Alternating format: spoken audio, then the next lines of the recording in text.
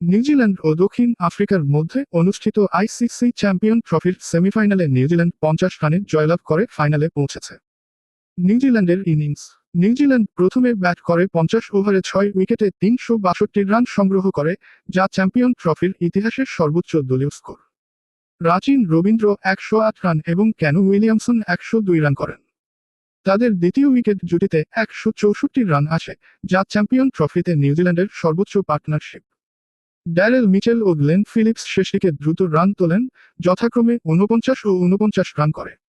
দক্ষিণ আফ্রিকার ইনিংস। 363 রানের লক্ষ্য তাড়া করতে নেমে দক্ষিণ আফ্রিকা 50 ওভারে 9 উইকেটে 312 রান করে। ক্যাপ্টেন টেম্বা বাভুমা 56 রান করেন।